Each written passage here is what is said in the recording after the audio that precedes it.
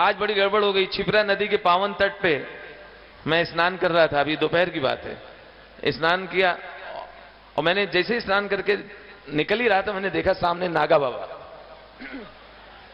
नागा बाबा, तो मैंने कहा मैं बहुत भाग्यशाली हूं कि स्नान करते ही नागा बाबा के दर्शन।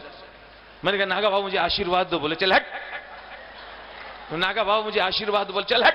हमने कहा नागा बाबा आप क्रोधित हैं क्या, आप नाराज हैं? अरे मैं कोई नागा बाबा का नहीं हूं, मैं खुद नहा के निकला, मेरे को टॉवेल लेके भाग गया।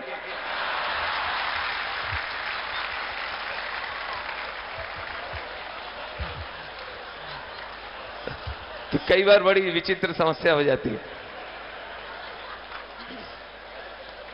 यहां मैंने जिस तरफ हमारे अखाड़ा है, हमारे पूज्य बाबा जी के अखाड़ा है, वहां तो भजन कीर्तन होते रहते हैं। दूसरी तरफ महाराज जी वहां फिल्मी गाने हो रहे हैं, वो हो रहे हैं, इस पे भी मुझे लगता है रोकथाम होनी चाहिए। एक साथ इतने स्पीकर लगे हुए हैं, उसमें खोया पाया वाले भी अनाउंसमेंट कर रहे हैं और फिल्मी गाने भी हो रहे हैं। कोई बच्चा खो गया वो भी अनाउंसमेंट हो रहा है, ट्रैफिक वाले भी अनाउंसमेंट कर रहे हैं, सब आवाजें मिक्स हो रहे हैं। आगे बढ़ते रहिए, आगे बढ़ते रहिए, रिक्शा हटा बे, हाँ पीछे हट जाए। देखिए एक बच्चा खो गया है जो लाल चड्डी पहने हुए है, जिस किसी का है पुलिस के दरोगा से ले जाए। आगे बढ़ते जाइए के पग घुंघरू बांध मीरा नाची ओ अजमोसा। अपनी जेब संभालिए, अपनी जेबें संभालिए, जेबें से आगे बढ़ते रहिए, आगे बढ़ते रहिए। देखिए रिक्शा आगे बढ़ाइए, MRP 14-15, आगे बढ़ाइए रिक्शे को।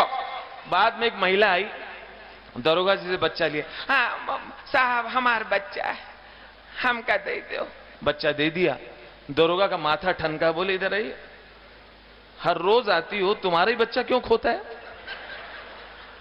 कहा महाराज ये मेला घूमे में ये बहुत परेशान करत है, तो हम जानबूझ के पुलिस वाले के पास छोड़ जाए।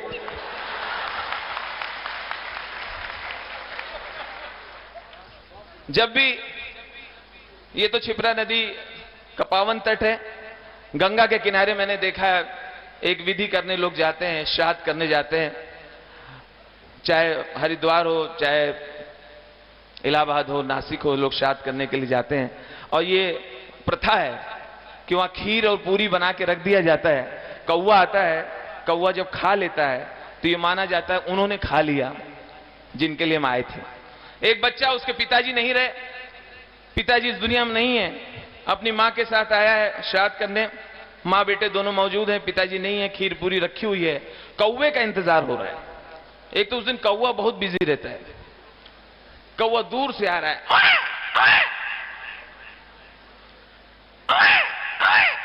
नीचे आया है, नीचे आया, लगता खाएगा खाएगा, नहीं खाया और निकल गया। फिर घूम के आया, लगता खाएगा खाएगा, नहीं खाया, निकल गया।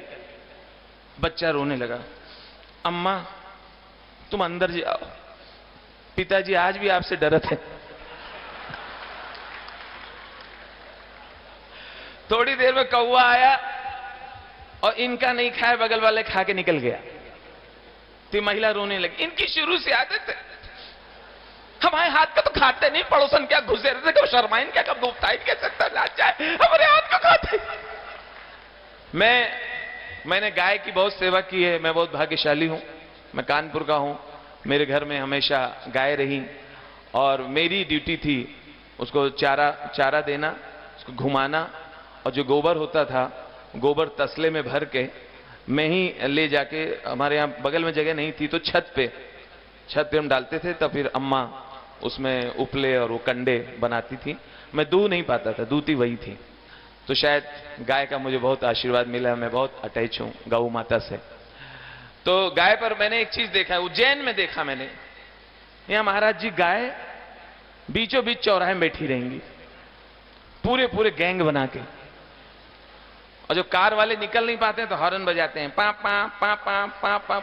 गाय उठती नहीं है, बैठे बैठे ड्राइवर को ऐसे देखती है।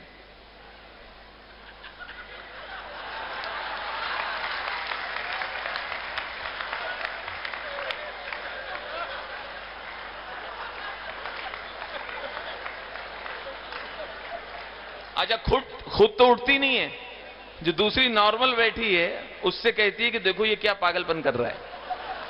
जो नॉर्मल आराम कर रही थी ऐसे, उससे कहा दूसरी क्या?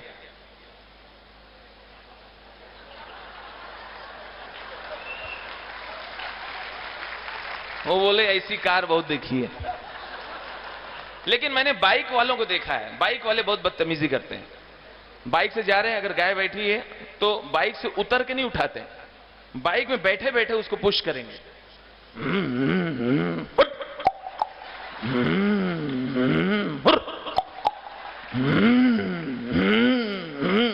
अब गाय को कुछ फर्क नहीं पड़ता, गाय बस थोड़ा हिल जाती है,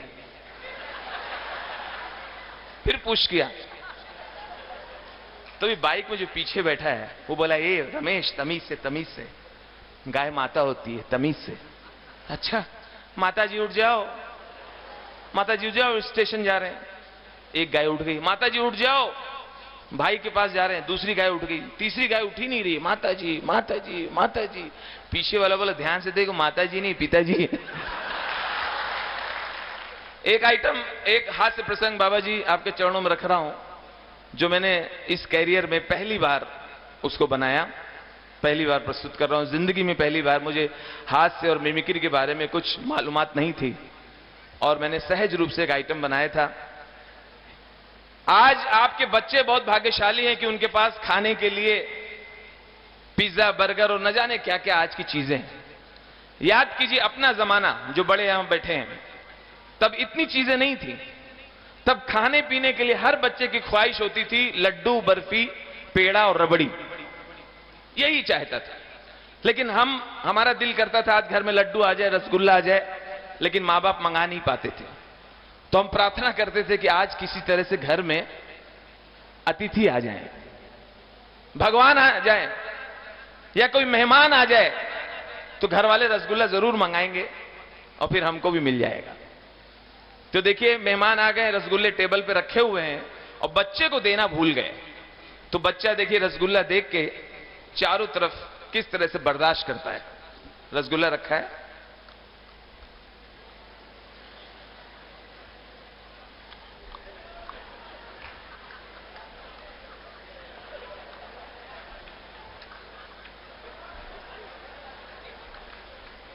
बड़ी हिम्मत करके बोला मेहमान से, अंकल आपको भी रसगुल्ला अच्छे लगते हैं?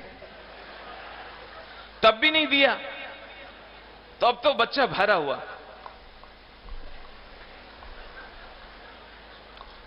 फिर घूम के आया, मैं कभी कभी काले वाले रसगुल्ले खाता हूं और कभी कभी सफेद वाले, तब भी नहीं दिया। अब बच्चा अपना मन हटाने के लिए जबरदस्ती घर की चीजें गिन रहा है। 2 बल्ब, 1 ट्यूबलाइट। मेरी मम्मी कहती हैं जब कोई दे तब लो, तब भी नहीं दिया। अब तो बच्चा भरता जा रहा है। अंकल आप कब जाओगे? बोले क्यों? मैं सारे खाऊंगा। यहां से मेरी शुरुआत हुई और इस आइटम का बहुत, उस समय लगभग 20-25 साल पहले लोगों का बहुत रिस्पांस हुआ और वहां से ये क्रम जो शुरू हुआ, तो आपके आशीर्वाद से थमने का नाम नहीं है और सारी जगह बहुत अच्छा रिस्पांस मिलता है।